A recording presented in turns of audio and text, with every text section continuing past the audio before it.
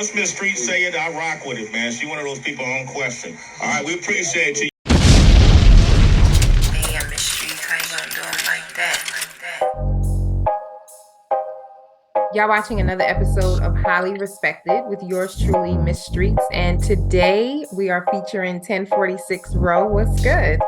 How y'all doing? I'm doing good. Over here getting the day started. Yes, definitely. So we have to talk about your latest single that you have, 1046 Boulevard. Go ahead and talk about that. Hey. That song came about, I'm pretty sure everybody's familiar with Boulevard of Broken Dreams. So then I don't know, just something about the way bro started the song off. I was like, damn, that shit was just stuck in my head. And then when I found the instrumental, it's nothing like the actual original song, but I just was inspired to just talk about the long road that one would have on this path to wherever I'm gonna end up at. Right. So then I just felt like that song plus what I was rapping about with the two verses I laid down, it just was cohesive. I had to put it together. Right. So when you create music, do you normally do it randomly? So like, do you have ideas that you just write down, or you kind of sit and say, hey, I want to write about this, or I heard a track and I want to write to this particular song? How's your creative process? Really now it's up in the air. It used to be I'll go listen to beats, whichever one I like. I feel like I need to say something on. I'll, you know what I'm saying, write something to that. And then it got to and then I started collaborating with people. So then people would send tracks to me, and I'll be like, damn. So like the situation's already chosen. So like I just go right to the situation, like on the open spot of the beat. Right. And then from there, and sometimes I might just be not listen to any music, and I have a whole idea, and I just will make a verse in my head and wait till I find a beat to fit it. So it's just up in the air. I just different. Yeah. Right. So you released a few projects like over the years and stuff like that.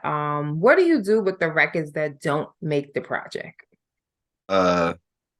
Sometimes they'll just be dropped as singles, just like randomly.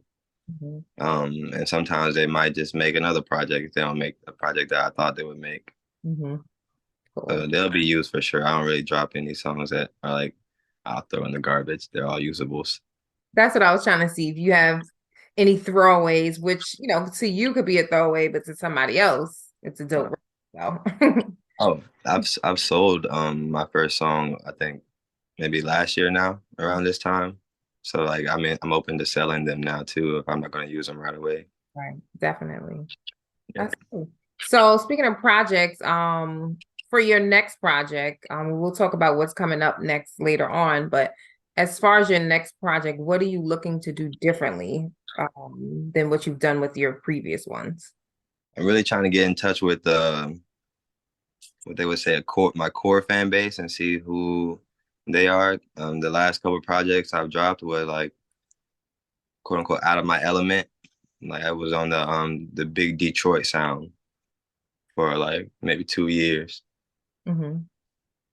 So that I just like just gaining traction. So I was just on that. But now I'm going back into what people originally know me for, like my intellectual side. And so I'm really trying to,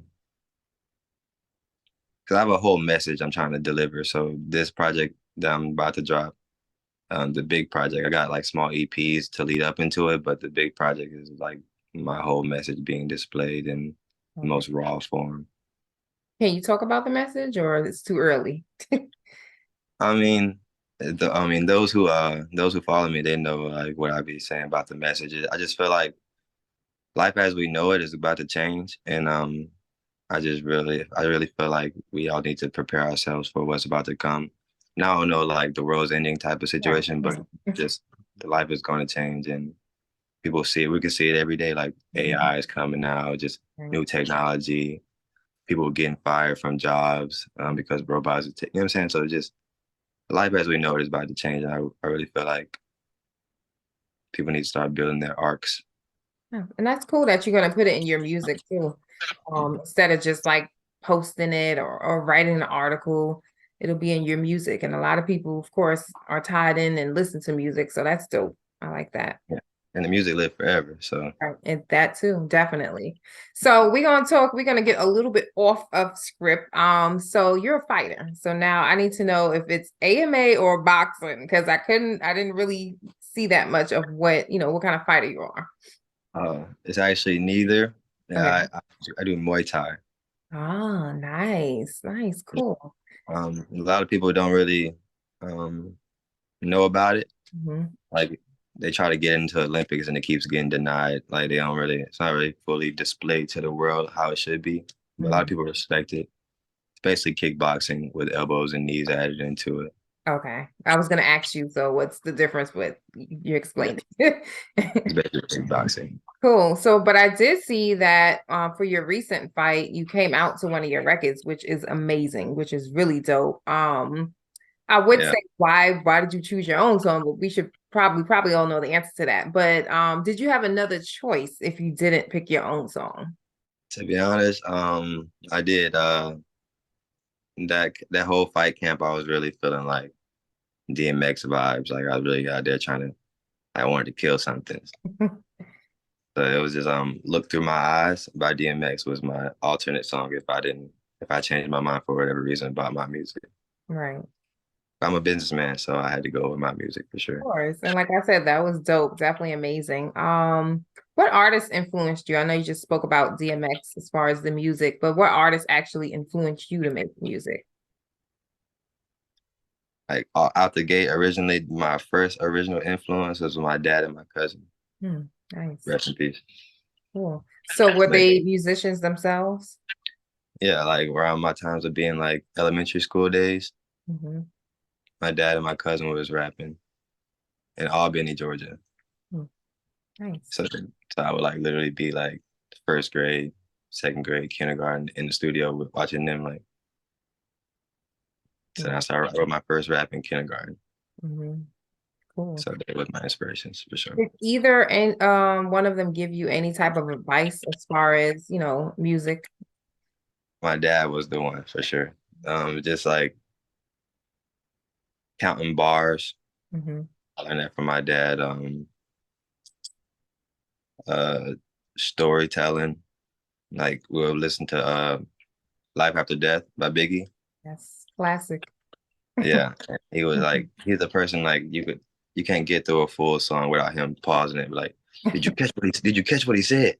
No, I gotta run that back. Now you hear it. Okay. And so he's always making me stay like aware of what I'm listening to. So Mhm. I can only do that. That's cool. Definitely dope. That's wonderful. I actually like that story. So we kind of touched on what you have coming up, but I know the year is about to be over at this point. But what do you have coming up for either the end of this year or top of 2024? We're actually wrapping up the end of the year plans for me and myself right now. I did my last fight. I lost my debut, but I'll be back next year.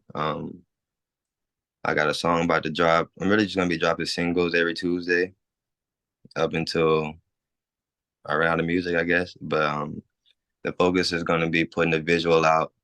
It's already shot, edited. I'm just waiting for it to be sent back to me so we can get the green light. Mm-hmm.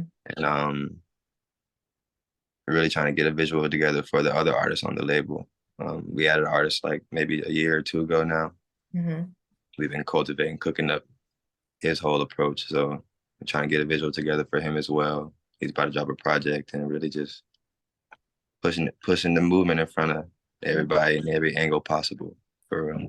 And then really quick, touch on the label too. How important it is for you to have started your own label and pretty much be independent. It's very important. And I'm thankful for all the trials and tribulations that come with it. But it actually wasn't even supposed to be 1046 Records at first. Mm-hmm. My initial, I guess, name for the brand was OMM, Open Minded Movement. And that started back when I was doing my shows in like high school times. Mm-hmm. But then as I graduated, I started trying to like get like legit with the business, and like I found out the name was taken by LGBT group I don't know, LGBTQ group. They Mhm. had the Open Minded Movement name, so I had to after like 2 years of just thinking about rebranding, and then I started studying numerology. And I came up with 1046. Cool. I like that. So, social media, please drop your Instagram, Twitter, YouTube, any platforms that you use so people can follow you, those who are not, and those who are late to your music, they can start checking out some of those records and watching videos. 1046 row, 1046 1046 ROE on literally any platform that you have, whether it's music or social media. You can find me on there. Yeah, follow the 1046 ENT page on Instagram, and I also have a podcast page where it's like we talk about things that people don't really like to talk about. It goes hand in hand with the message I'm sending. But yeah, 1046 everything.